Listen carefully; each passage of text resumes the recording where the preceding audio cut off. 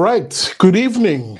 Welcome to another episode of Liberty and Friends, which comes to you, of course, every Sunday here on the Big Daddy Liberty Show.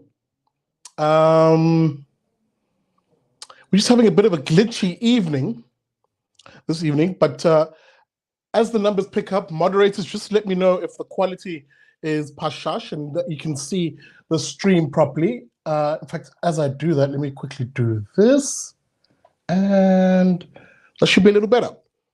As I said, welcome to it. Good evening. This is Liberty and Friends. Every Sunday evening, we come to you and help you wrap up the news week that was. Tonight on Liberty and Friends, we have an interesting panel.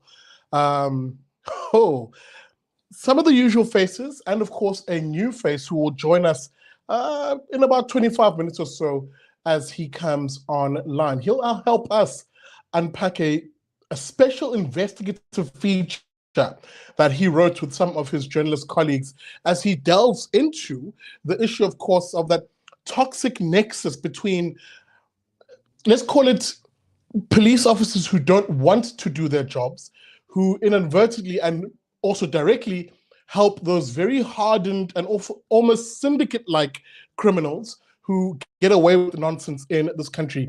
This journalist will help us unpack and illuminate that particular issue. But before we get into that, a reminder to you, please, if you're watching the show, do me a solid, visit us on our website at www.bigdaddyliberty.com. And whilst you do that, hit that like button and share this show. Welcome to it. This is Liberty and Friends, where you'll remember you, dear viewer, are very much a part of the show. Your interaction is key to getting the show going. So drop me a comment, please, will you?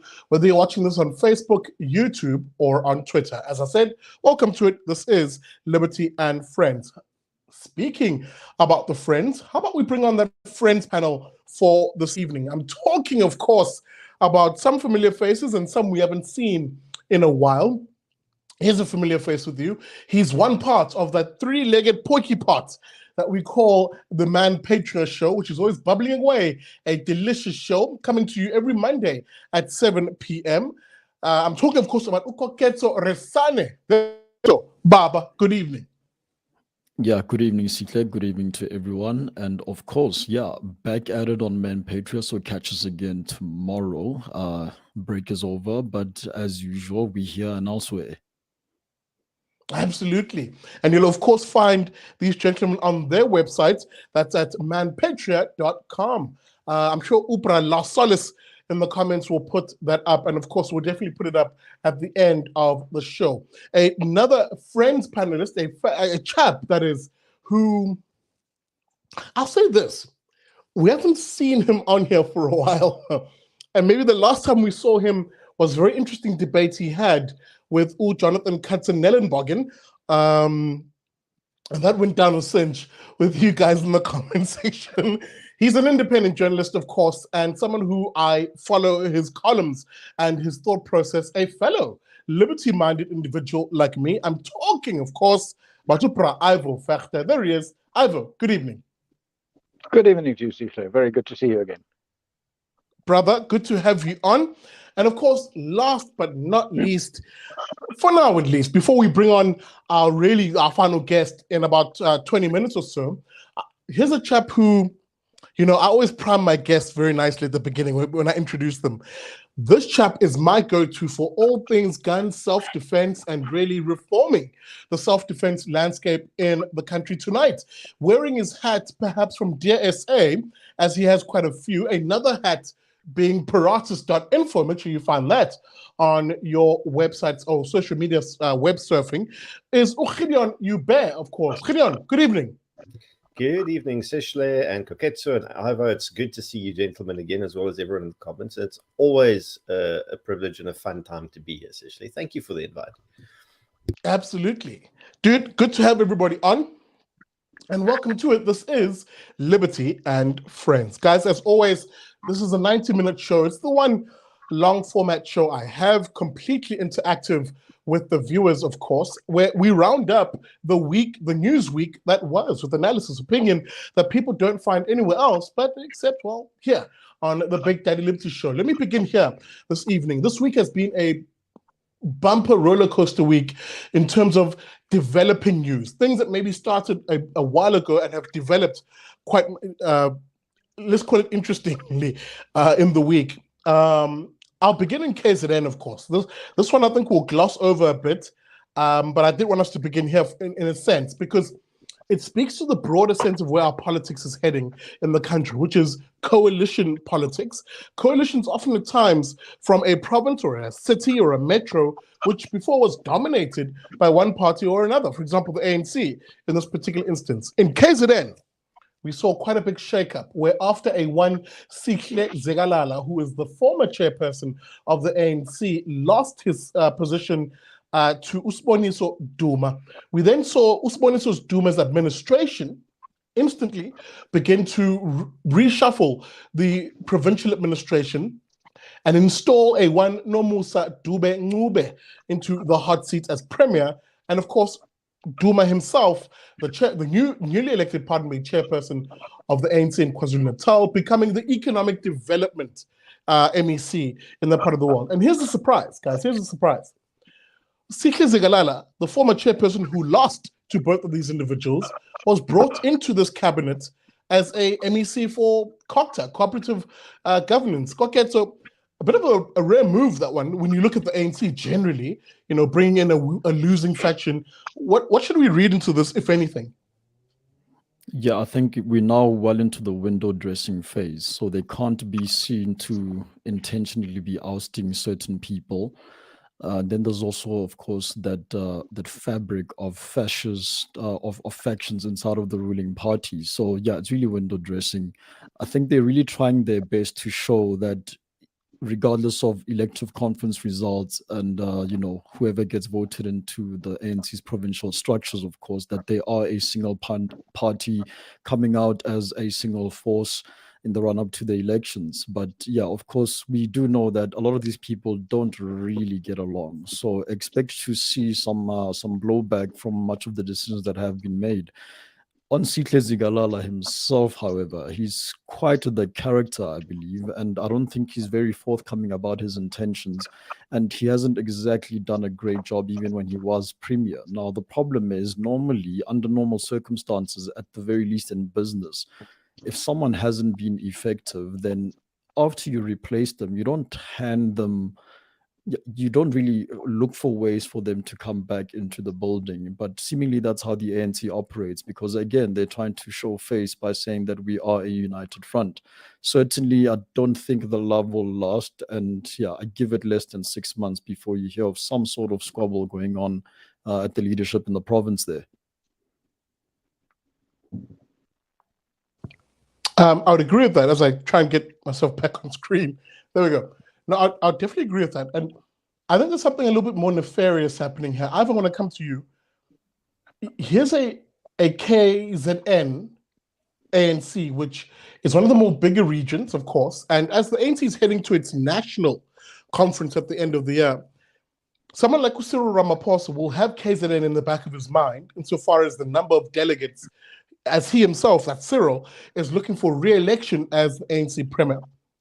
Here's what we know about Siboniso Duma. Siboniso Duma belongs to, broadly speaking, that ragtag coalition of so-called radical economic transformation faction of the ANC, which is very much still aligned to Jacob Zuma. Indeed, that particular conference was defined by the singing of a very controversial song of Wenzeni Uzuma, What Has Zuma Done? A song extolling the innocence of Jacob Zuma.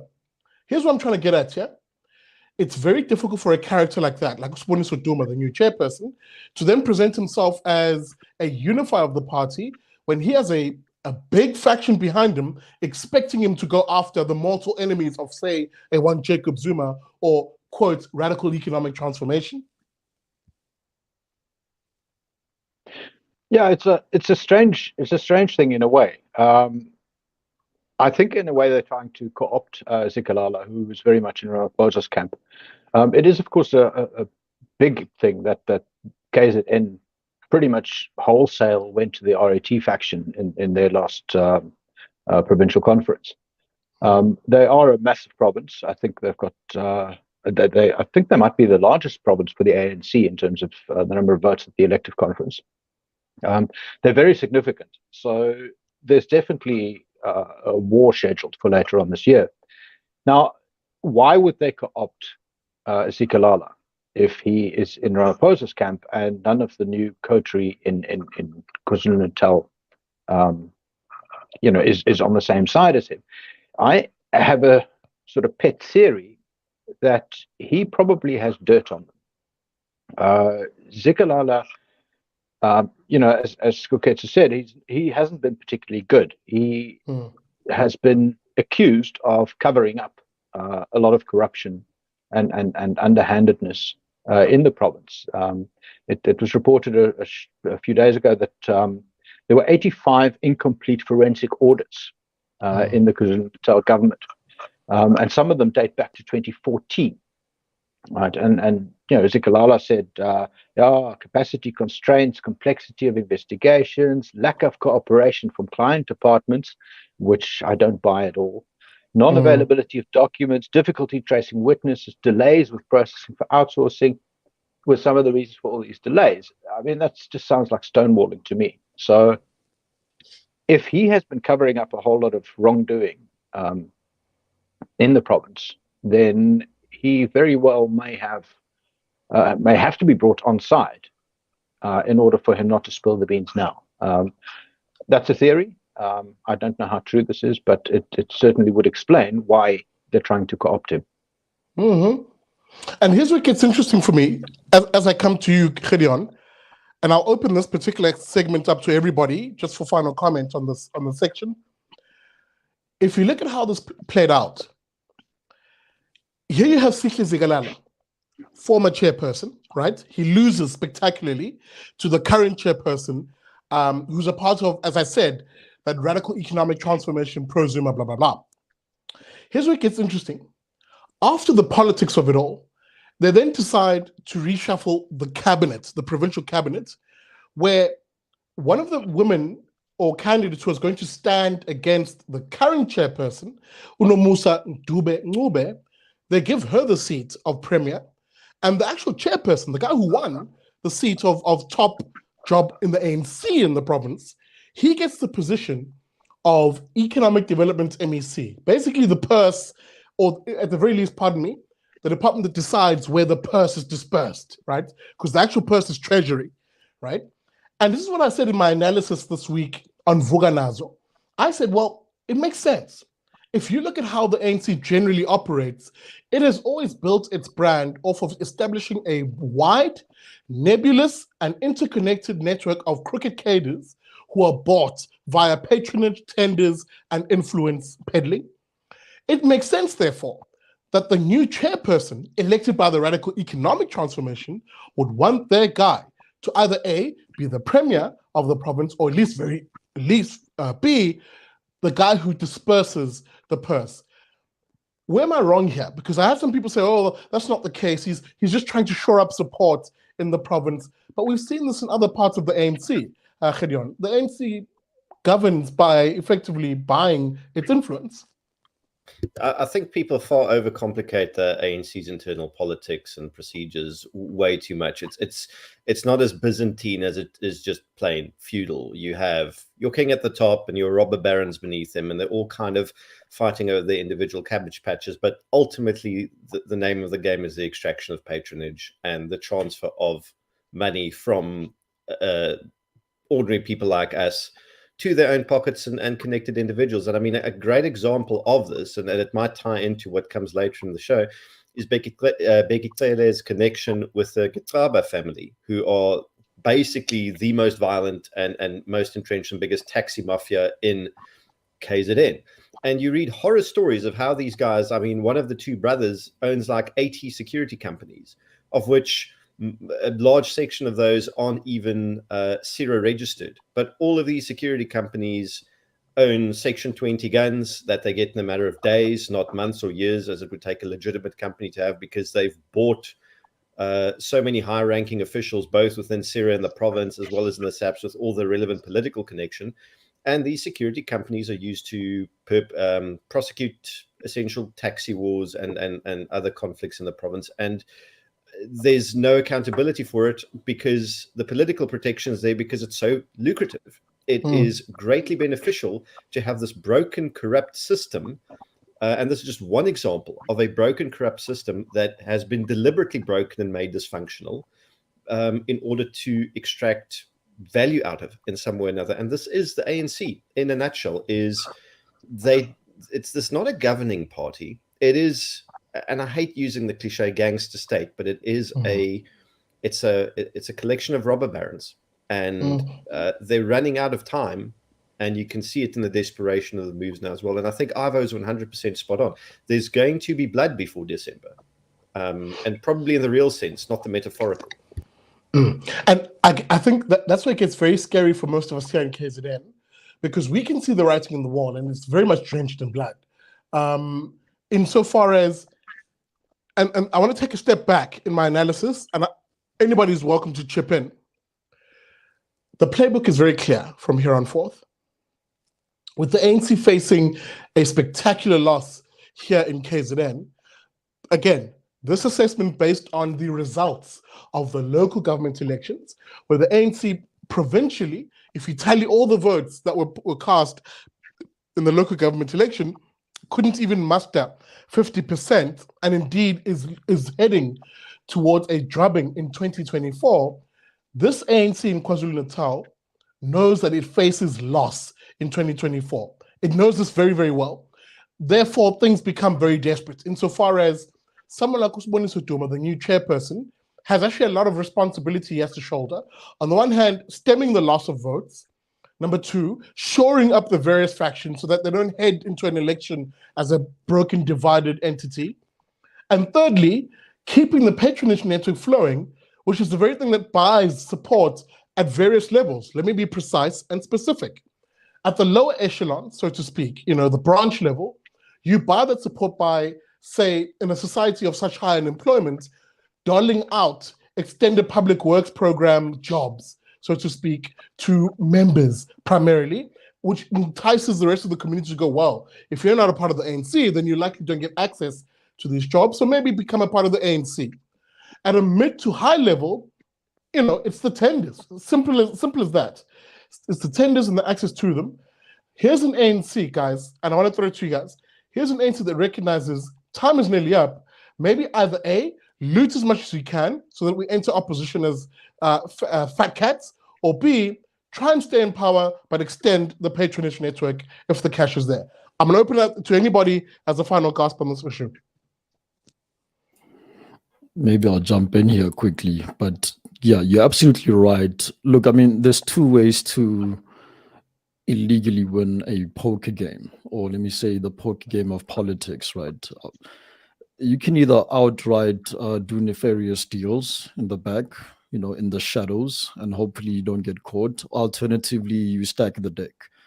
And the stack the deck approach is a hell of a lot more efficient once you have enough people inside of the cabal, and that's exactly what's happening.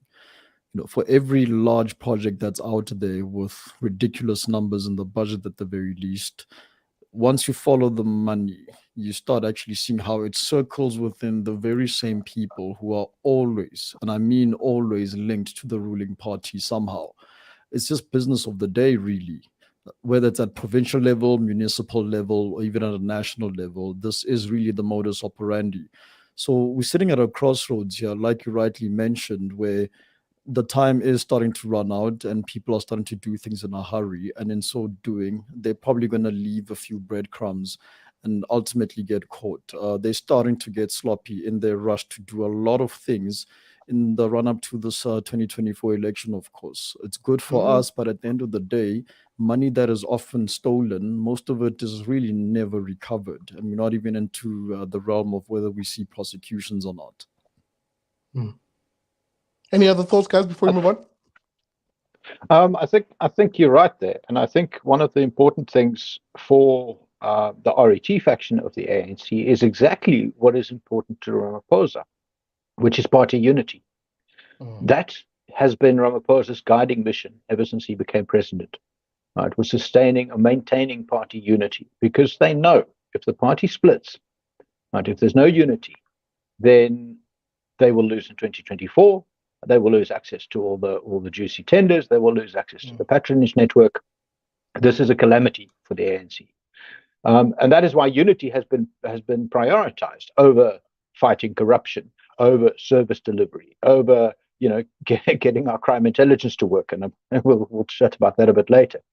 All of that takes a second place to party unity, and by co-opting Zikalala into the KwaZulu-Natal cabinet. I think that's what they're trying to do. Is they're trying to paper over the cracks, and they're trying to hold the party together. Absolutely. And I don't know if there's any final comments on this, but my concern is really this one, and it echoes the point that Gideon made. It's going to get very, very scary. If you are a KZN resident, it's going to get insanely scary, because on the one hand, it won't be like the Western Cape, where there's a relatively peaceful transition of government from one party to the next, even though, even in the Western Cape, once the ANC was defeated in 2009 at a provincial level, remember that stemming from 2006, where it lost at the city of Cape Town, there were always these incidents of social instability, quote unquote, service delivery protests that always seemed to target what were ANC failures, but suddenly now being addressed by the DA. And again, this is not about the DA. I'm just making this an example that if an IFP were to win the provincial administration here, it can bet its bottom dollar that it's going to face two problems. The first is social instability stoked by factions of the ANC who have lost power. We are seeing this, for example, already play out in the Midlands municipality with that DA administration in that part of the world, where things were very chaotic there, again, led by ANC councillors stoking violence. That's the one element you're going to see. The second one is even scarier, because there are criminal syndicates in this province who literally run the tender system in this province. They get rich and rather fat off of the tenders here, and it begs belief to believe, that is, that's a terrible phrasing, but I don't think it's a far stretch to believe that they will want to defend their access to preferential procurement and tenders and the like. They will definitely want to defend their access to it, even if there is a change of guard. And any new administration that comes in place here has to be a law and order party and be, if I may use this expression, insofar as the state, perhaps the biggest gang of these two, because here in this province, the gangs are very big. There are a lot of guns circulating at the moment, and they're held by people who are hell-bent in defending their little fiefdoms in some cases. So, final note on that quickly, and then I'll hand over to Ivo as well, because I think we're about to correspond. But when we're looking at this, it's actually, you're looking at several private armies, illegitimate private armies. I mean, they are literally gangs. They are armed either with fraudulently obtained licenses that for weapons that they purchased. They're either armed out of the state stockpiles themselves, which have been extensive numbers of arms and ammunition. In fact, to such a degree, they have thus far been unwilling to release the information pertaining how many guns have gone missing out of the SAP 13 stores. That is not quantified annually at all. And I believe that prior requests to that order have been refused. And reasons given that the data is not available, it would require a complete national audit of every single police station in order to attempt to quantify it. But we can get an idea of how bad it is by the fact that they admitted to Parliament they lost 9.5 million rounds of ammunition in 6 years. Okay, just the police. So then the third element is we know we have weapons coming in illicitly, not just across the border, but via ship, offloaded on the KZN coast. And one of those containers in Durban Harbour of guns not meant for here, as Heidi Swart exposed in the Daily Maverick article, was actually looted a whole container of AK-type rifles. So you have an extraordinarily well-armed gang, similar to Zamazamas. I don't know how well-armed they are. There are numerous of them. And the only thing that unites them is the fact that they are some way or another linked to the ANC patronage network, that they are benefiting from it, as you said, and that they will become extremely violent in their defense of keeping it that way. Sorry, Ivo. It astonishes me. You mentioned that they have to do like this great audit to figure out how many weapons they've lost. You know what? This should be a SQL query, right? They should tap the IT guy on the shoulder and said, "Can you give me a report by lunchtime on exactly how many guns we have in issue and how many have been accounted for. This should be a database query. It shouldn't be a month-long audit or a year-long audit. In any well-run organization, anywhere in the world, right, this would be a matter of just ask the database and print out a report. But KwaZulu-Natal, of course, has a massive history of violence, particularly between the ANC and the IFP. I've always had the impression that it's been a very, very uncomfortable truce for the last 30 years. So, if you remember sort of the years before 1994, and even shortly afterwards, the violence that was happening on the streets of KwaZulu-Natal, it is very, very plausible that this could break out again. If the ANC goes below 50%, loses support, anything could happen in KwaZulu-Natal. It's a very volatile province, and I think they're on the brink. It's a dangerous situation to be in right now. Absolutely. And as I said, a frightening prospect for those of us who live in this province and call it home, because we can almost see it bubbling up in a sense. The amount of guns, guys, circulating at the moment. And I don't mean legal, responsible gun owners, sorry. Have one of those, what's an mbuzane in English? Sort of fly, like those tiny flies. The amount of guns circulating on the streets at the moment, it's actually frightening. And in some cases, here's a little anecdotal story. And one of my other guests is just joined us. I'm going to bring him on in a moment. As I'm doing repairs to the farm, I head to the local hardware store, and I'm picking up a few items to do some fencing, to mend fencing from the floods. And suddenly, from looking down to pull money out of my wallet, pardon me, I look up and I'm surrounded by 10 heavily armed dudes who sort of holding positions around me, and I'm like, okay, what's going on? And out pops, I'm assuming a taxi boss of sorts or an influential figure. But I remember thinking, 8 to 10 guys, heavily armed, carrying, AK-type stout rifles, AR-15s, even some nice equipment I saw that these guys had. And it beggars belief, if this is what you see for one guy, can you imagine how many other individuals who are in positions of influence? And by the way, let me just quickly say this. I'm not judging that individual for having that kind of security. By all means, if it's all legal, let him have that kind of security. But it just begs belief. What is he protecting himself from? What is it that he's so fearful of that it needs 10 people to potentially, if something were to attack him, maybe even the odds for him? And Gideon was absolutely spot on in pointing out that not all of that, by the way, is necessarily legal protection, but that's an issue for another day, Gideon. I think we'll prosecute that in a separate episode, indeed. Speaking about moving on, welcome to it. We're at that 30-minute mark. What's wrong with me this evening? We're at that half a minute mark. Remember, Liberty and Friends is a 90-minute show where we wrap up the news week that was with the Friends panel. Tonight, we have, of course, Koketso Resane, who's 1/3 of the team at the Manpatria podcast. Good evening to him. Ivo Vegter, who, of course, is a independent journalist and columnist. And when I say independent, I don't mean he's with the independent group, but he's actually independent. Shout out to Ivo Vegter. There he is in the corner of the screen. And, of course, Gideon Joubert, who, of course, wears multiple hats, Dear SA, but paratus.info is where I'd encourage you to please find him and his writing and his thoughts. I'm going to introduce my other guest tonight, who, of course, stems from the Times group, that's Sunday Times Live. I know you guys like reading their content, and indeed, this chap wrote a very, let me say, interesting expose that we're going to have a chat about tonight. First time on the show, so give him a nice, warm welcome in the comment section. Oh, Aron Hyman, there he is. Aron, good evening. Welcome to Liberty and Friends. Good evening. Thank you very much for having me, Sihle, and good evening to the rest of your guests and all of your listeners. Thanks. Excellento.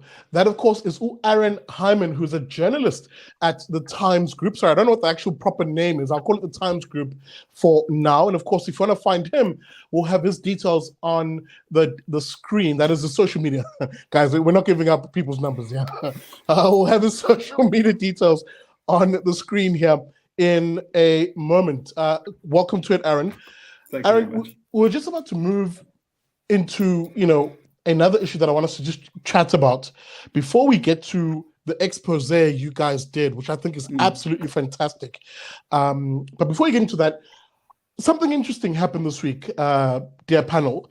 A very welcome development for those of us who live in KZN, where the Hawks, after amassing quite a massive team here in the province, quite quietly, indeed, then pounced on various individuals who are implicated in the July riots. You'll remember those massive riots that cost billions upon billions of rands last year, and at least at least 350 people lose their lives in a period of absolute wanton violence in this part of the world. The Hawks, as I said, pouncing on 22 of those characters. Those fellas and ladies appeared before courts, and this is what that looked like. People standing chairs. Mkayuko Goodman family. Unamisiles blog.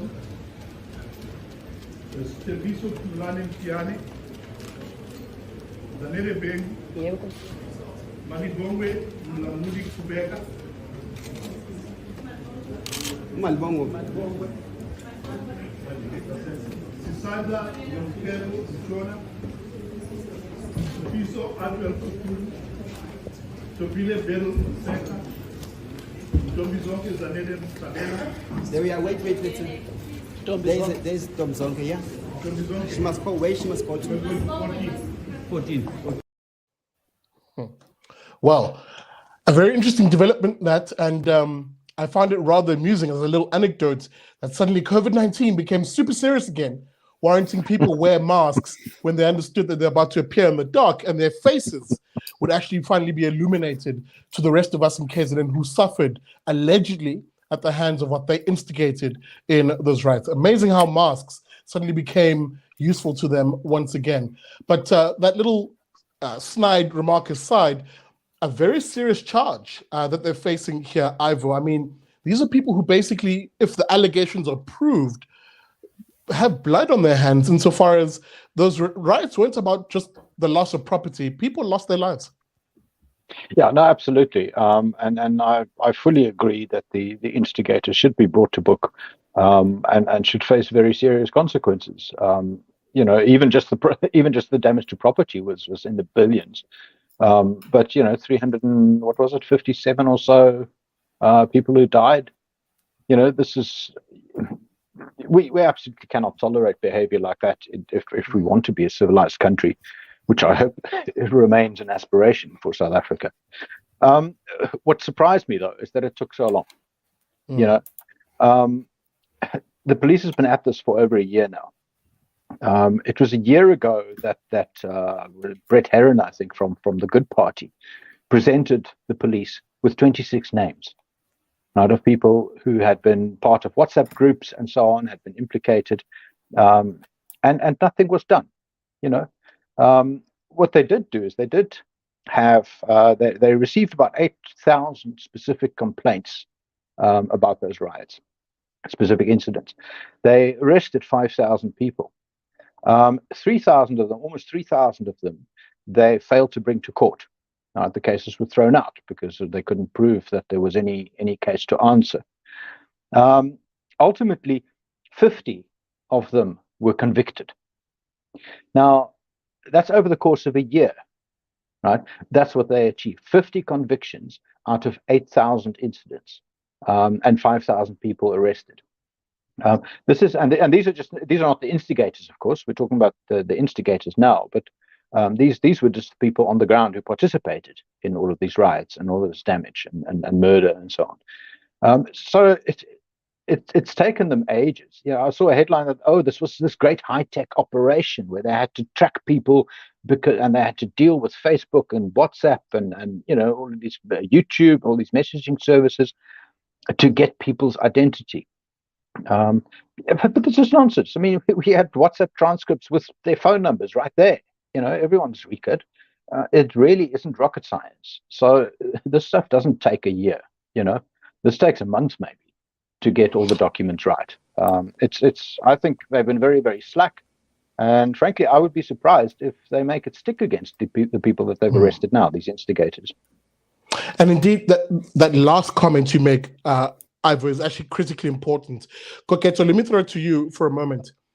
These particular individuals who are in the dock, if we listen and heed what the Hawks spokesperson said in commenting on this issue, these are some of the people who literally were, if you remember, were part of those voice notes that were circulating, that went viral at the time under the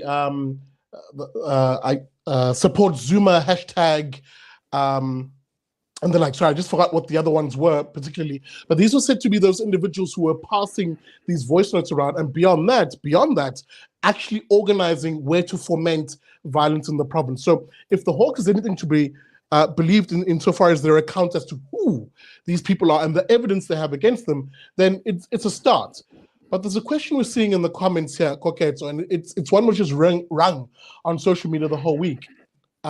Where are the influential political figures who we saw goad the violence on, the likes of Abo Tutuzane, Tutu Zuma, the daughter of the president, and the others and the like?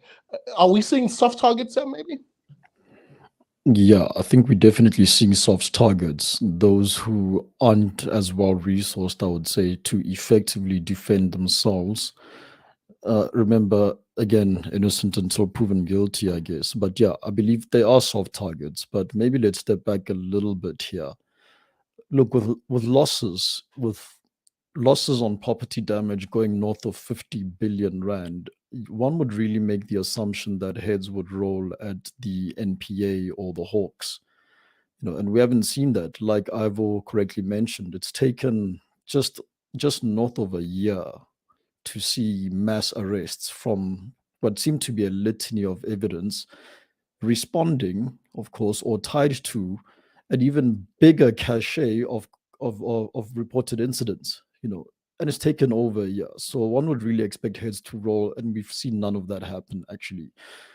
I just want to add another thing here, in that in the time it's taken for us to see what we saw this past week, at the very least, in this 12-month period, one has to wonder that perhaps this is why criminals get away so much with things like buying dockets to make them disappear. When you're given that much time, at the very least, that's plenty of time for you to actually, come up with some sort of nefarious plan to make sure that you're never brought to the book, right? And maybe this is why we're dealing with such an epidemic of missing dockets and people sliding money under the table to make sure they never get prosecuted, because it simply takes too long. Now, of all these task forces, etc., that the president likes to announce, one would have maybe thought that perhaps it does make objective sense to say, let's allocate a little bit more resources to this.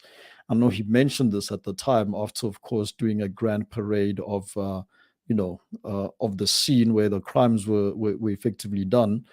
And he promised that, everything will be done to make sure that we bring these people to book. But it's taken 12 months. And in that time, much could have happened. And like you rightly mentioned, some of the influential figures, maybe I'll exempt Duduzile Zuma, because I believe there's a separate court case for her specifically, but she wasn't the only one perpetuating or encouraging some of the violent actions that took place. Some of the others who did this, they are basically living it up right now, while people are still yet to recover economically. And worst case scenario, if you have a family member who's among the dead there, you're still mourning perhaps a father, a mother, a brother, a sister. Your life is forever changed negatively over what happened last year. And in response, our criminal justice system hasn't really done much to, at the very least, put those who were responsible behind jail.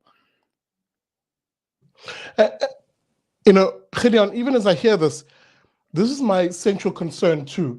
There are South Africans right now, there are KZN residents right now, who simply don't have answers as to what happened to relatives. Now, as to whether those relatives were involved in the mass looting and died in some of those incidents or not is I won't say it's irrelevant, but it's secondary to the point of we want answers around the mass death at the time, who was involved, who instigated it, and really how far up the political chain does it go?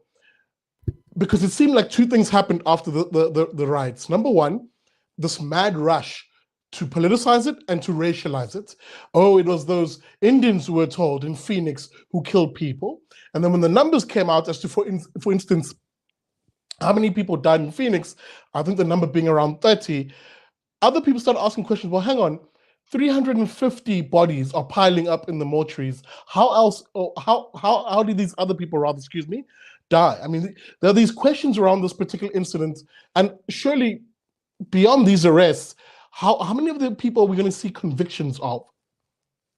So there's a couple of things to this. The first is the actual officially publicized sort of death rate or body count of 347.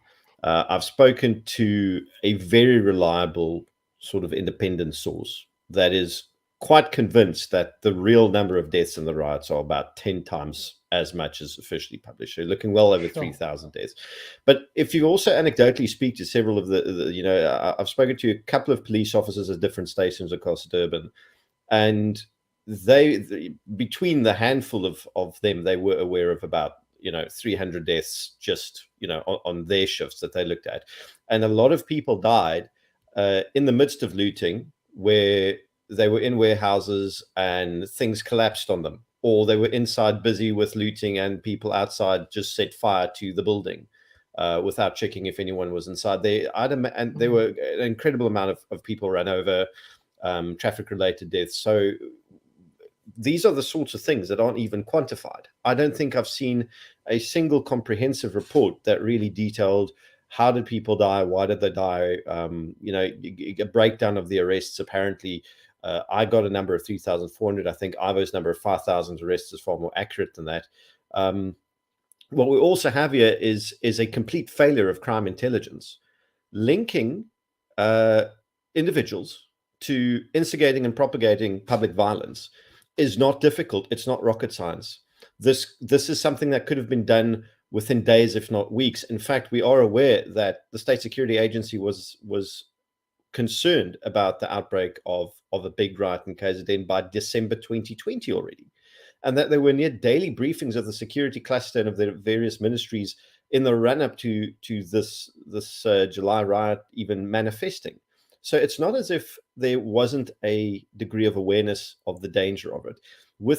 So the fact that they were caught completely off guard is nothing short of criminally negligent. What we have now seen is now the instigators are being brought to book. I think this is the second or third bunch of so-called instigators that are being kind of charged, although this may be the first bunch that actually make it to court. I want to know, who are these people? How were they found? What was their role in it? I mean, I'm sure we will subsequently, at least I'd like to believe we would subsequently learn this in the court proceedings. But having seen other high-profile court cases just go quiet or dead or postponed indefinitely, I'm not going to hold my breath on this one, that there will be answers or justice forthcoming, because I think when we think about the political implications of high-ranking ANC party members that played their little parts in lighting this powder keg that they then had no further control over, because Jacob Zuma is not important enough for the entire country to burn down, but they used in my opinion, his trial as the flame to ignite this powder keg of social pressure that has just been building for a very long time. The fact that it's taken this long for us to get even some sort of answers in it is shocking. And a part of me can't just blame this on incompetence. There's a deliberateness to this. Things are being deliberately obfuscated for political reasons. That's the only, in my opinion. It gets interesting for me. And maybe before I say anything in this regard, we've just hit that halfway mark of Liberty and Friends. Welcome to it if you've just joined us. We're in conversation, of course, this week with Koketso Resane from the Manpatria team, Ivo Vegter, columnist and independent journalist, Gideon Joubert, from Paratus.info, and we're joined this evening by Aron Hyman from the Times News Group. Aron, indeed, I was going to come to you because there's a few keywords that Gideon dropped in his last remarks, which really speak to the piece, for instance, and the focus of the piece that you put out, or the succession of pieces, I should really say, into this investigation. You guys have been looking into, for instance, the SAPS, crime intelligence as a unit, and of course the nebulous world, underworld, of actually organized, almost syndicate-like criminals in this country. How there is a complete breakdown at times in the functions of police, which is goading on at the most basic level, and indeed even supporting criminal activity. Let me begin here. You pushed out a very wonderful piece. Let me see if I can just quickly get it on screen just for a second, just to have our viewers head in that direction to read your piece, because I do think it's critically important that they do. There it is. Yes, there, I'm right. Crime intelligence spy wiretaps are on a go-slow on SA's most dangerous criminals. Now, I did cover this week on Vuganazo, where I mentioned, for instance, some of the, let me call it, really explosive revelations that there would be police officials, indeed senior police officials, who are on a go-slow on matters of effectively tackling some of the more violent and serious categories of crime in the country. Just break it down for us, Aron. What were you guys talking about here, and what's the picture looking like at the moment? So we have been delving into cash in transit heists for a couple of weeks now, and this week we published our first three articles on it. And the first article was about this go slow, and it just to take it back a bit, it actually was already, it appears from the documents that we've seen.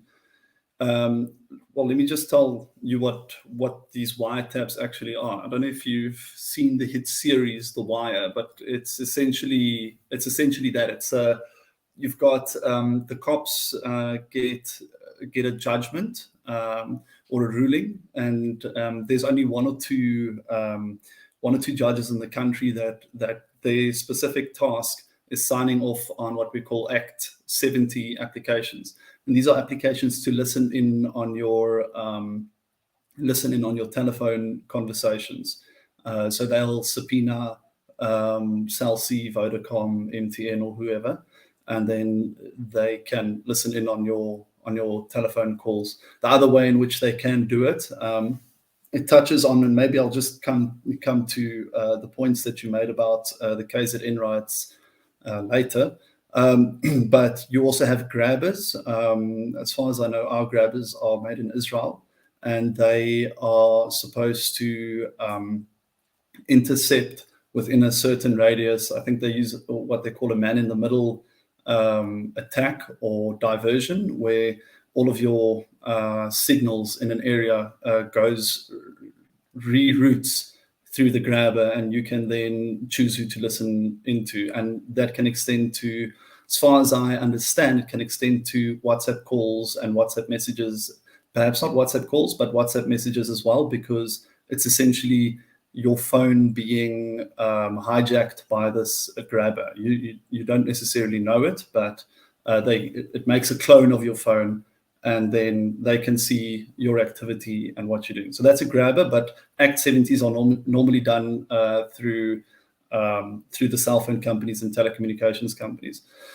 So these Act 70s have been, according to our cash in transit heist insiders, sources in the sort of law enforcement environment, have been behind 90% of successes in combating cash in transit heists and preventing them in many cases before they happen. And so the police need to identify who they're looking for, and these teams have informers, and they know who the main players are. They know who all the main suspects, cash in transit heist suspects are, and then they will apply for Act 70s. And within the SAP system, you've got your divisional heads of crime intelligence in every province. They sign off on Act 70s, and then they basically collect Act 70s from their crime intelligence clusters or groups of crime intelligence officers working on certain syndicates and gathering information, and then they will send it off to the head of crime intelligence. So it used to be Lieutenant General Jacobs. He left SAPS and as part of this. I can't remember. I think he got booted or shafted or whatever in this whole tumultuous period within sort of for control of the police. And it very much has to do with cadre deployment. It all the woes within the police. You have good police officers at lower ranks, but it's people that I've spoken with. They quib that the rank of general and up is almost exclusively reserved for cadres, and you get people who have 30 years longer of experience, but they get pulled into positions because they are perhaps politically more expedient than, say, somebody who actually wants to do their work and not necessarily climb the ladder at all costs.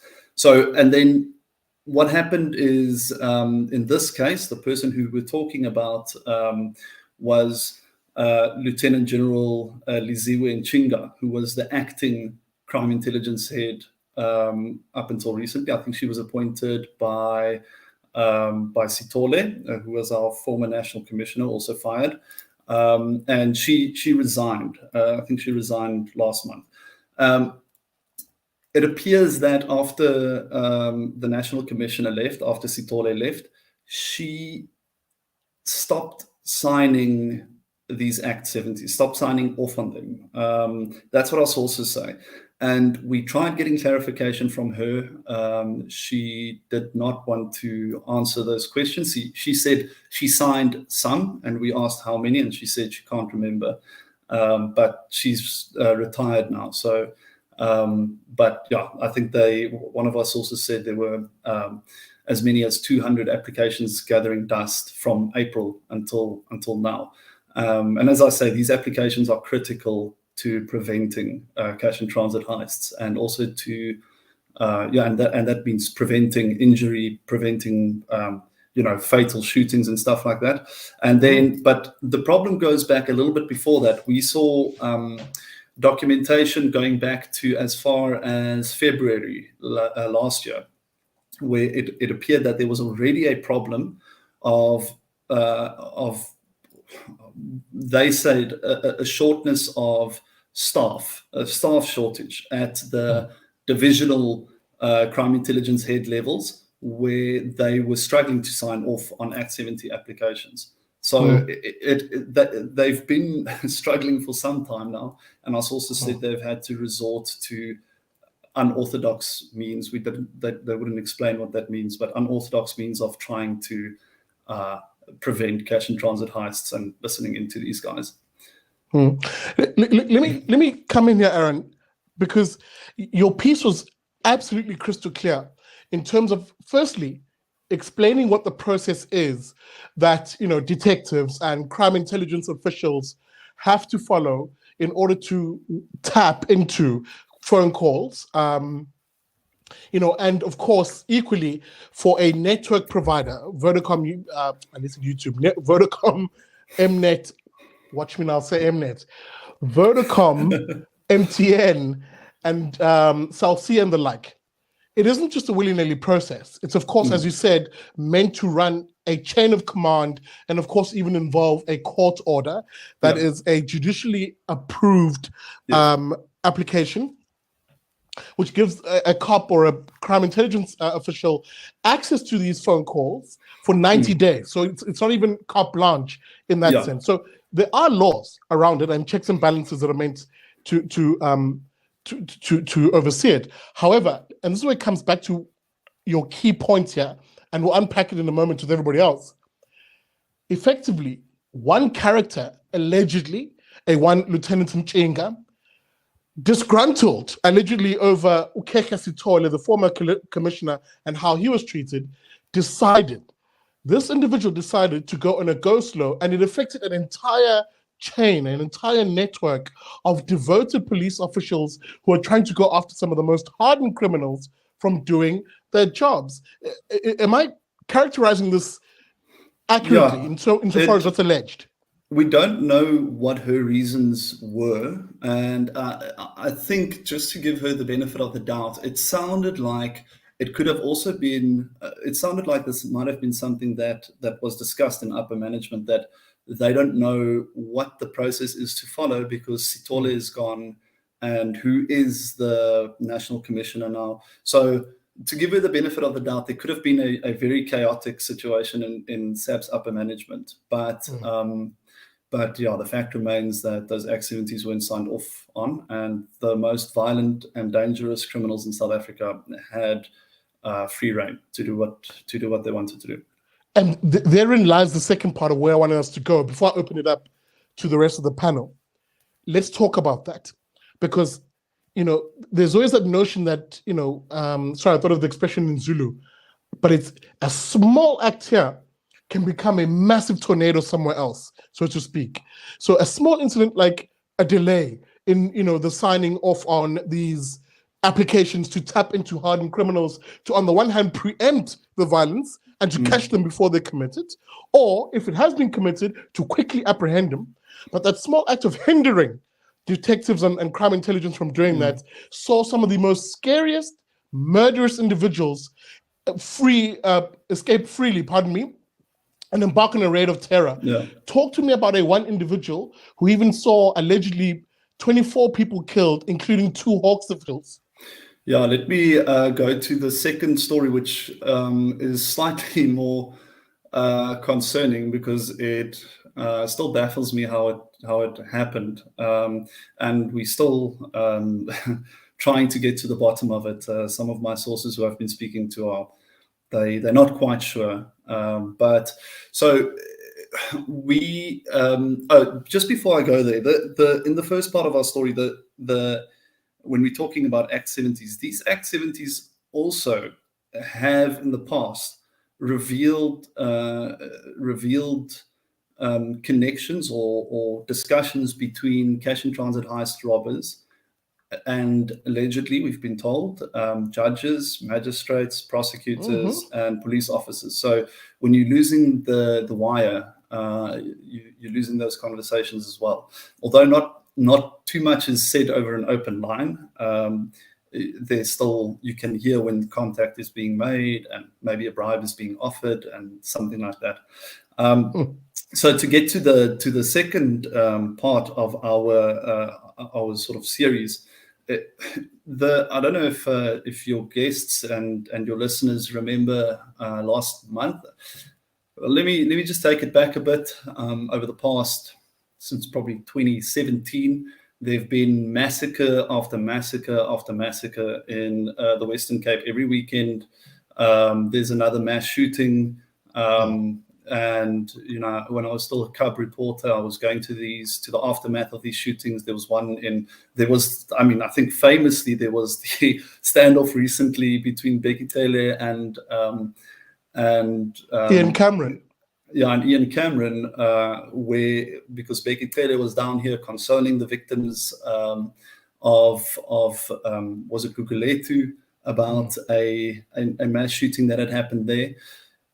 The person who was allegedly behind that mass shooting is one of the people who we talk about in this article, and he's a guy called Ayanda Yisaka. Sticks is his moniker, and the other guy who we talk about is the Western Cape's most wanted man, allegedly, according to Becky Taylor, responsible for killing 18 or 19 people, depending on.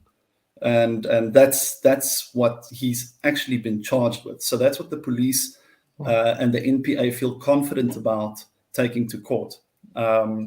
And I know in Yisaka's case, there's also talk of adding more murder charges. He allegedly shot and killed 4 people in a single incident and injured 5 more, and that was in June.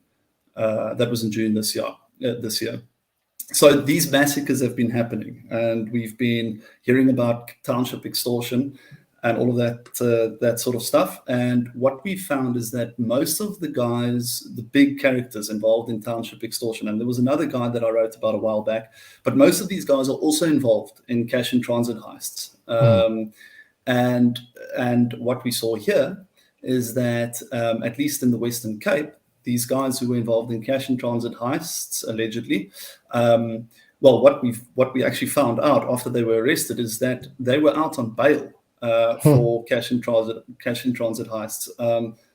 One of them was arrested. Ayanda Isaka was arrested in October or November 2019 after him and his alleged gang of 11 guys got into a shootout the day after committing a robbery in the Eastern Cape, a cash and transit heist robbery, blowing up a van, basically ambushing a van on the N2 in the Eastern Cape, blowing it up, taking the cash, driving to Cape Town with some of the cash and the security company's tag, get into a firefight with the Hawks, the police, and the Special Task Force. 3 of them get killed.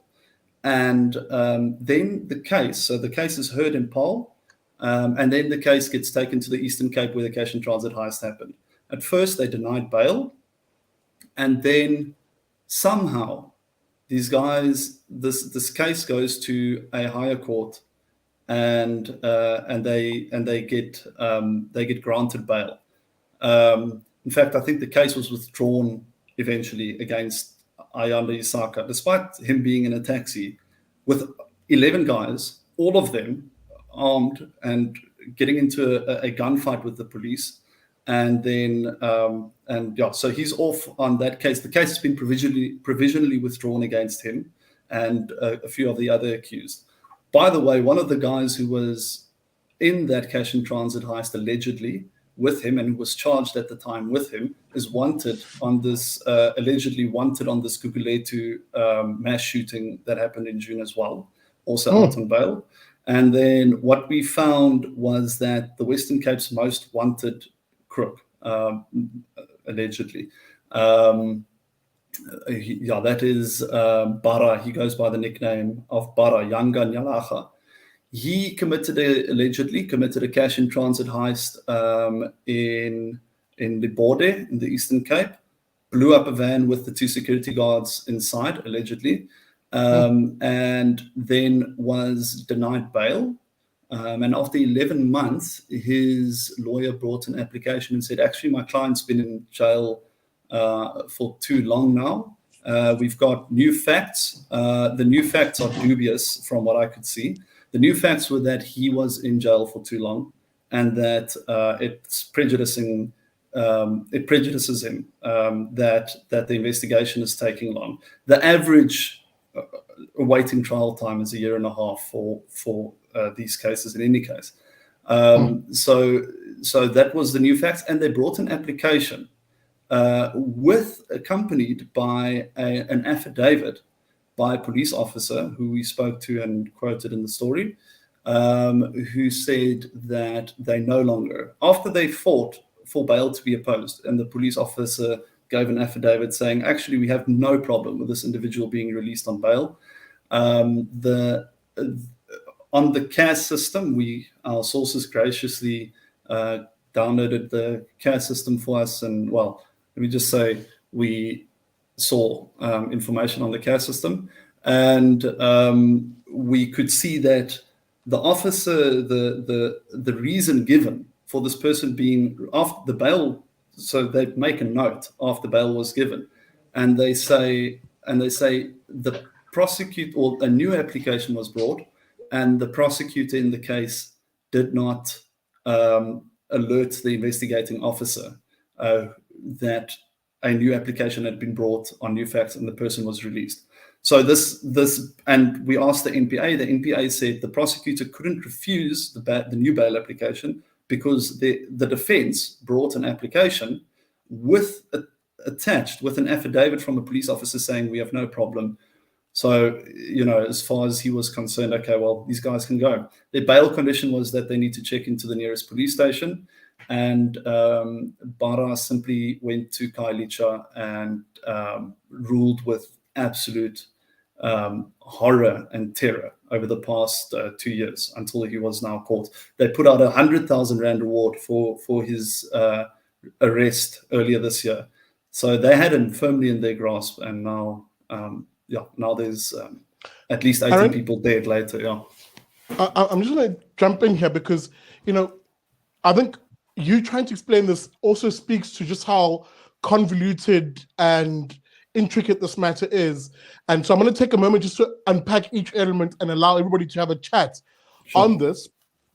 But just for a moment, dear viewer, pardon me, let me show you what Aron is talking about. Let me show you what Aron is talking about. When I say these are some of the most violent individuals in society, they almost have a bloodlust in a sense, a wanton disregard for life, liberty, and property rights. When we talk about a cash in transit incident, this is what we're talking about. Jesus! No! Moe! Jesus!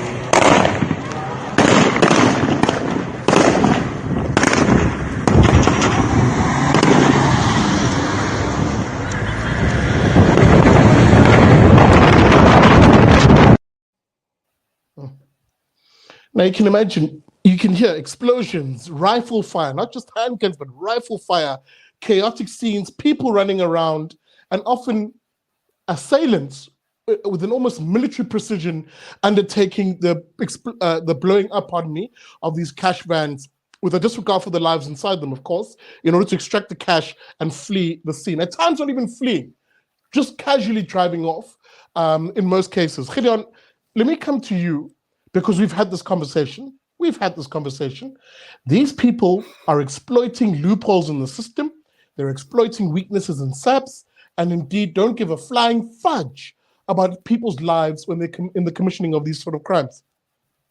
It's worse than just exploiting the loopholes, Sicily. It's actually a case of we have seen now a case of criminal infiltration into the SAPS up to really high level, and we're talking here brigadier general, lieutenant general level, where the police they have members that are actively participating in CIT heists. They take the uniforms off and they put balaclavas and cargo pants on and gloves, and they go and help out with this. But that they're actually arming these CIT gangs to a massive degree. And I mean, Chris Prinsloo alone is about 9,000 guns that he sold to gangs on the Cape Flats, and apparently a whole bunch more that managed to get to the taxi mafias in KZN. And he was just one guy. This guns to gangs, guns to criminal thing from the state and their armories has not stopped just with his arrest and conviction. In fact, there's a sophisticated underground criminal industry that is just making sure that the stuff still gets there. And that's why I think over the past 2 years, I've read several reports where the number of R4 and R5 rifles recovered at the scenes of CIT heists by now far outnumber the number of AK type rifles. Because quite frankly, these R4 and R5 rifles are far easier to get your hands on and get ammunition for than the AK types. So you have a level of state failure that results in complicit criminality from the very authorities that's tasked with the constitutional mandate of securing the citizens of the Republic and their property from violence, now participating and helping out with this. It's an extraordinary thing.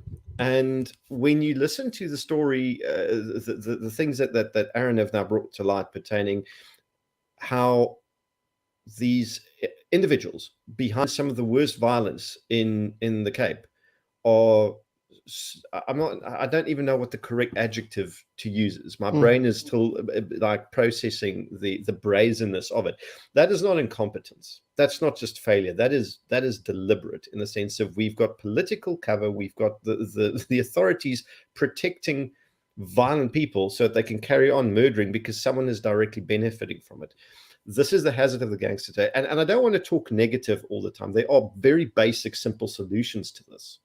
However, unfortunately, one of the solutions, if the government isn't going to reform the NPA, if they're not going to reform the SAPS, if they're not going to, if those with justice and law and order in mind aren't going to regain control of these organs, then these organs should be pushed aside. And other resources, whether they are provincial or private sector, or preferably both, should be brought in to deal with this, because these are not complicated problems. They are terribly simple to deal with, which makes it even more frustrating to see this. And up until that happens, we are all just kind of held hostage by this gangster state with its little minions at the bottom that are heavily armed, that are just shooting us up in our societies. And it's actually infuriating to just even talk about this. Speaking about infuriating, as I'm trying to contain my own anger here, Koketso, people often forget, and I'm riding off of that scream, that scream you can hear in that taxi as these individuals are gripped in fear, listening to the violence and the chaos of that scene. It's ordinary South Africans, Koketso, who are caught in the crossfire, often at times with these gangsters even encouraging, or rather looking forward to shootouts with police. They're not afraid of your ordinary rank and file police officer. They're not afraid of these guys, because as Gideon rightly points out, they're better armed at times than even the average police officer who operates at ground level. There's a video I wanted to play, but I just decided against it. It's a little too violent, which happened here in Durban, where 2 police officers from the Westfall police station confronted armed robbers, and it only took really the skilled marksmanship of one officer who happens to be a sports shooter on the side to subdue these guys, when his other colleagues really were shot at and badly injured in that incident.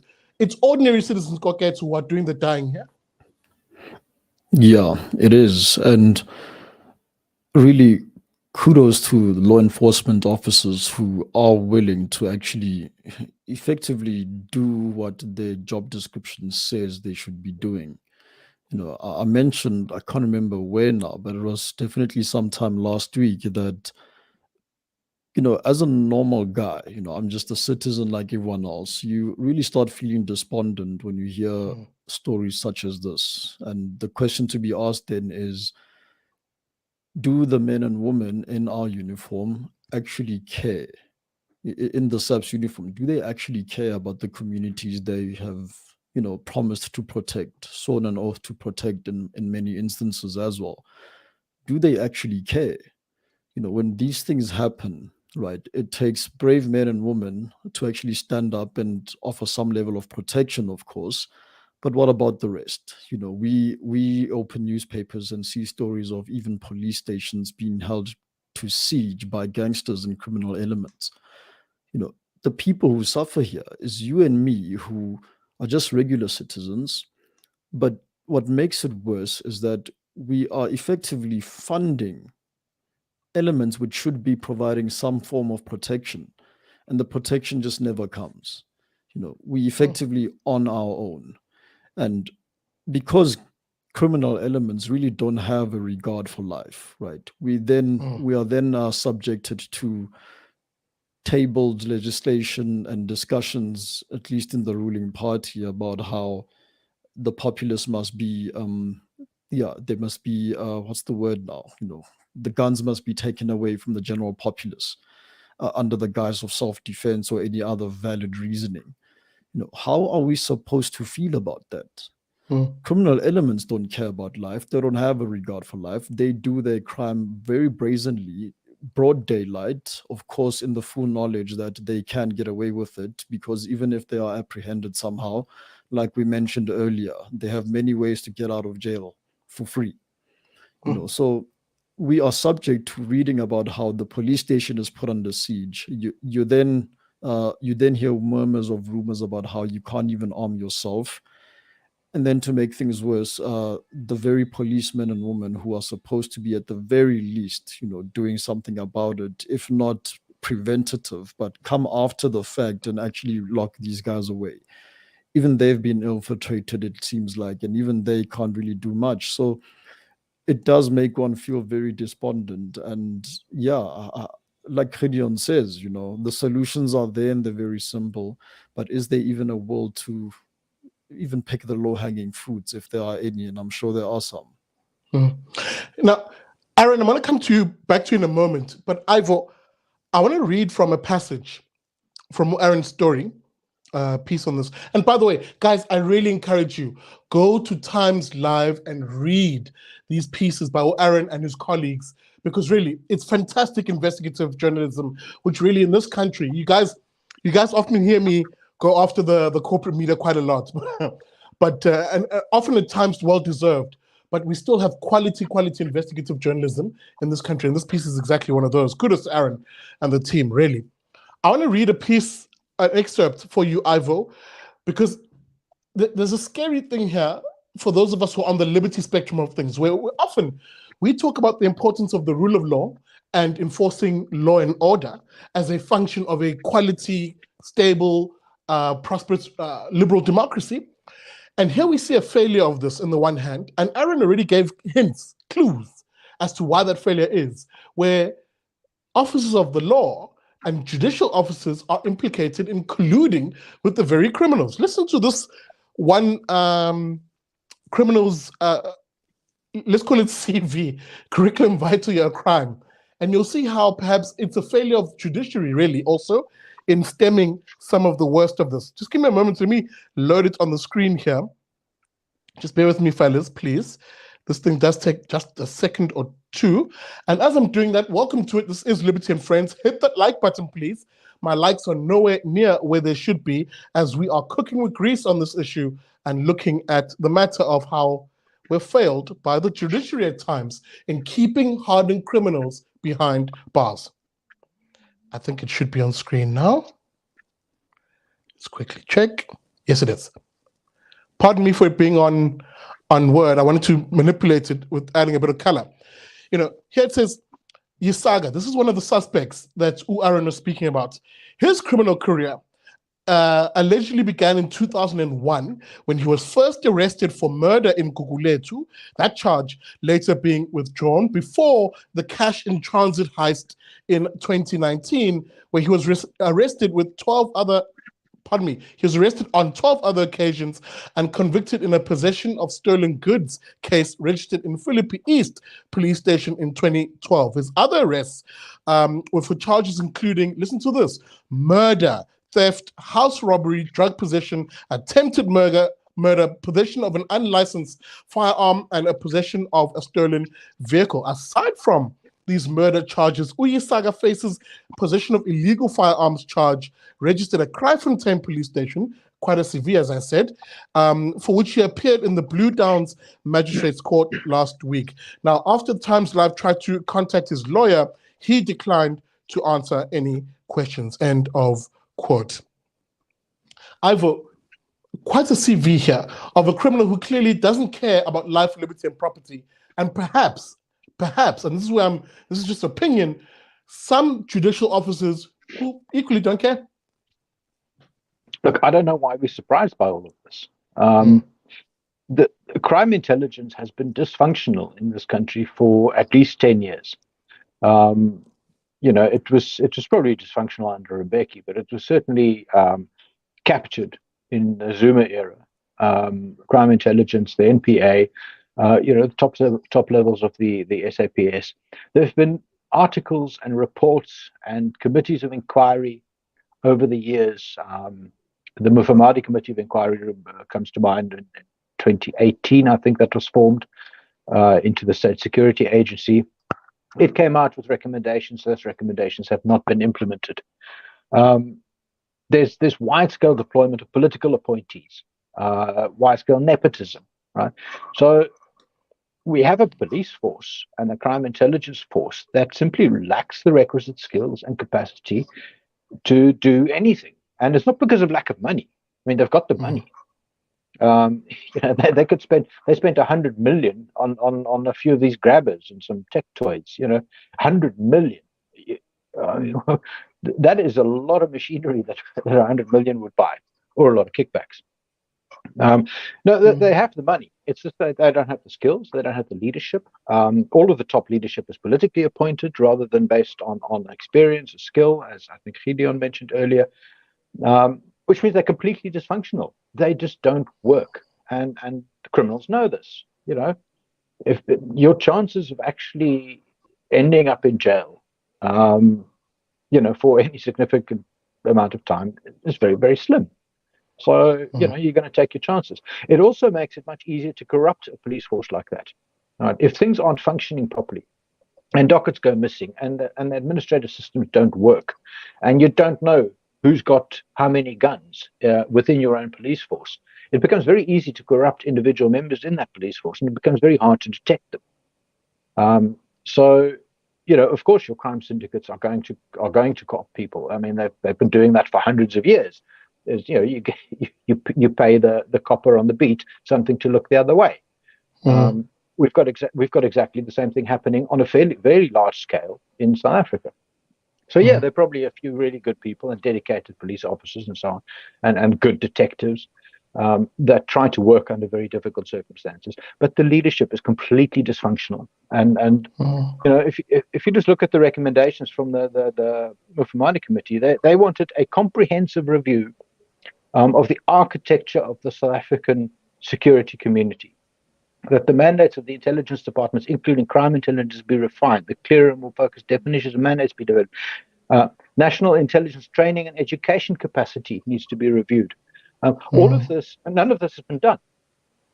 Now, this is not going to change from inside.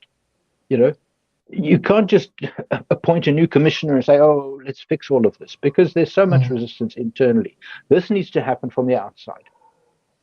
From a presidential level, we need a commission of inquiry to have a look at what the situation is with crime intelligence, make proposals, and if necessary, disband and reform the entire organizational structure. And that is not going to happen under the ANC.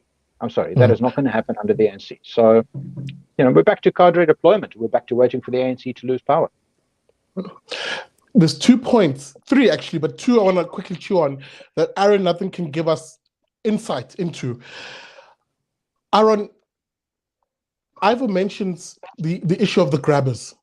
And this is actually quite an important one because it goes back to that other piece regarding the CIT chaps who, the crime intelligence and detectives who got this equipment, which was going to upgrade their existing equipment, which you mentioned in the piece was only able to really follow about 2G types of communications, where there were other grabbers who were bought, they were able to do 5G, intercept 5G type communications, but those are on hold at the moment because of the alleged corruption around the procurement of it. Just hold that note. I want you to talk to that. And the second thing Ivo brings up, before I forget here, is really the success in conviction. Let me quickly read from your piece here, Aron. A data analysis of the case withdrawal rate against heist suspects shows that 24% of cash-in-transit robbery cases were withdrawn. That's 1 in 4 was withdrawn against suspects in the Northwest, KwaZulu-Natal, and Limpopo. The withdrawal rate in the Free State and Western Cape was 23% and 20% respectively, while in Gauteng, 11% of the cases, and in the Eastern Cape, 15% of the cases were withdrawn. Mpumalanga, of course, having the lowest rate at 4%. Just for a moment, let's speak to these 2 areas. The administration of SAPS, prone to corruption and procurement issues, affecting the work of detectives and crime intelligence, for example, on the issue of the grabbers. Aron? Sorry, I was muted. Yeah. Sure. Yes. So it on the grabbers, it also appeared, and you should actually go and read my colleague Jeff Wicks at News 24's articles on it. And let me just quickly, before I go on, say my 2 colleagues who did a lot of the heavy lifting and who authored some of these articles with me is Tankiso Maketa and Graham Hoskin. The 3 of us are the Times Live investigations unit. but you can go and read Jeff Wicks's articles on the grabbers. From my understanding of it, it also had to do, so the Inspector General for Intelligence, who has oversight over crime intelligence as well as SSA, was looking into also how the grabbers were being used, not just how they were procured. They were also being used, and SSA sources of mine told me that they sat in conversations where very senior police officers who are on the operational side of things quipped that the grabbers are being used to listen in on journalists who are following up on police corruption issues. And it got a whole bunch of us a little bit scared. But I think they were targeting Jeff Wicks particularly, and a few other colleagues as well. So that's the one thing. I hope I answered that question. And what was the second question? That second element. Actually, before that second element, in that piece, you also mentioned, if you just stick for a moment on the procurement calamity, for instance, special task force units not having radios, functional radios to be able to do their work. Maybe just paint that picture for us for a moment, because I wanted to just dwell on the procurement and the absolute chaotic nature of it, and how it affects different units, for example. Yeah, it would actually be good to have my colleague Graham Hoskin on here, because those were his sources that he was talking to. But if I can just add to that, I know that there's a bit of a witch hunt for our sources at this stage, but our sources have been explaining to us, and the people who work around them on the periphery, sort of the private sector for like VBS security or those types of companies who do the transportation of the cash.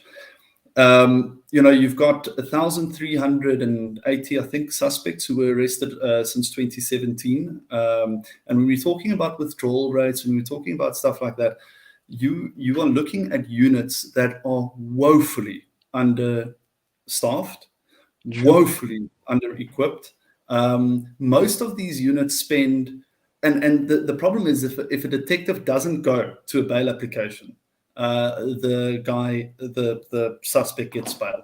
If the witness is killed, the case, they have to withdraw the case. If a member, and you'll see there's quite a few of the rate of people who died, people who were arrested and died, is quite high as well. A lot of them die in police action.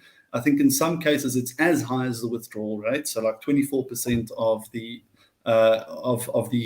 accused or suspects are killed. So you're sitting with a situation where you are woefully under-equipped. Your interception equipment can only listen in on 2G phone calls. You're not getting Act 70 signed off, so you don't have the wire. There was also, that we mentioned in the one story, where the payment of informants was being hampered. So if you're not paying your informants, why should they give you information? So these task teams that are sitting and dealing with cash and transit heists, that are dealing with robberies, serious crime in general, both within the Hawks and within the SAPs, are sitting with very, very few investigators, and they're sitting with way too many dockets per person. And the problem is I'm just going to bring it back to the whole KZN riot thing, because this is an important aspect. This is a very important aspect that I think South Africans need to be aware of. If you are doing cell phone communication or digital communication, you need to subpoena Meta in the US. Although South Africa has we have basically an open agreement, and can't remember what the phraseology is, but we can subpoena Meta. They give you the information back. So there was a case in Cape Town a while back where an ANC activist was being sued by a general, a police general, for criminal injuria, among other things. And no, he wasn't being sued. Sorry, he was charged with criminal injuria, taken to court, whatever. And they failed to link his IP address to his actual identity. So that and that is a very critical aspect. They know that this person is the person behind the Facebook page. Because the Facebook page, it's that person's name, whatever. The person figured out through the lawyer, listen, quickly delete your Facebook page. They haven't linked your ID, your digital identity to your actual ID.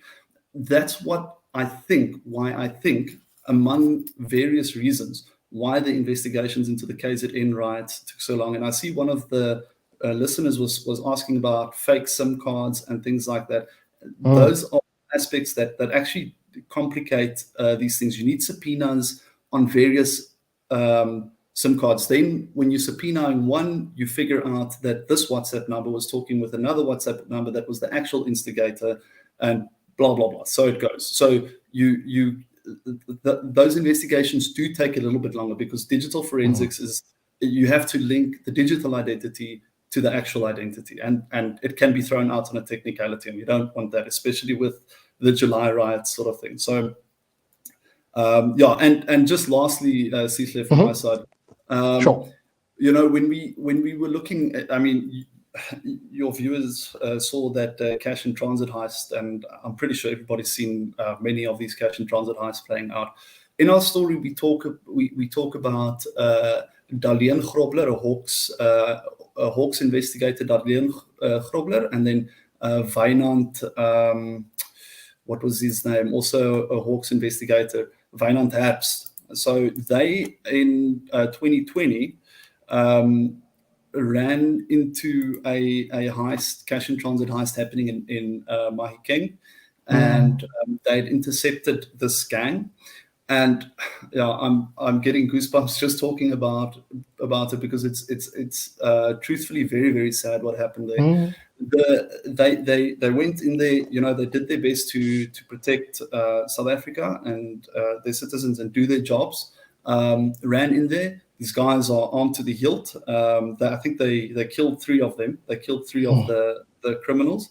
But the 2 of them also fatally wounded. And you know, there were other Hawks officers and other officers involved in that, foiling that cash in transit heist and arresting those individuals as well. Those guys, the ones who were killed, and some of the ones who were arrested, were released on parole. And when they were released on parole several years before the minimum allowable parole date had even arrived. So we asked the Department of Correctional Services how it's possible that these guys, one of the guys who was killed, if I'm not mistaken, was serving a 60-year sentence, and he was out committing. Our sources suspect they were committing 10 cash in transit heists that year. They were outside. They had been released in 2014 already. And the Department of Correctional Services told us that, whoa, something went horribly wrong. These people were not supposed to be outside. One of them had violated his parole conditions as well. We still don't know why they were out. We don't even know whether they were actually in the correctional services facilities that they were supposed to be in the first place. And we are looking further into the data that was given to us to see whether there's more stuff like this. We're being told that there is more stuff like this. And it's a revolving door, it seems, in some cases. And, you know, these are the most dangerous people in South Africa. And absolutely. Two Hawks officers paid the price. Sorry, I was about to say, and this is, of course, in reference to the alleged killer, Solomon Phakane Ngubane, who came to be paroled in 2014 as opposed to 2027. That level of incompetence, really unforgivable. Guys, we've genuinely run out of time. I'm going to give everybody a chance just to have a last gasp. And of course, how do the folks find you if you want to be found on your social media? And can I just say this off the bat? Aron, I'm hoping to have you on again with your 2 colleagues, maybe for us to have a almost meet the press type episode, you know, where we can unpack this issue, because I think it's of national importance, really. It's something people need to be aware of so that they can be a part of, at least on their side, the activism, the civil civic activism to put pressure on the state to do something about these sort of things. So maybe, Aron, let me begin with you as a last gasp on this issue, and how the folks find you on social media. Maybe if they have a tip for these stories. Yeah. I get a lot of tip-offs on Twitter, so you can find me on Twitter. I'm not on Facebook. I've got some deep fake accounts on Facebook that are looking into all sorts of gangs and things like that. People are hopelessly in love with my one deep fake. She's really spectacular. And so I'm on Twitter. Actually, I don't know what I think it's Aron _Hyman. So you can find me there. And then well, look, in future I think we'd definitely be keen on coming onto your show. We're going to be doing our next series of investigations is looking at the Zamazamas and the so-called Marashia and Terene.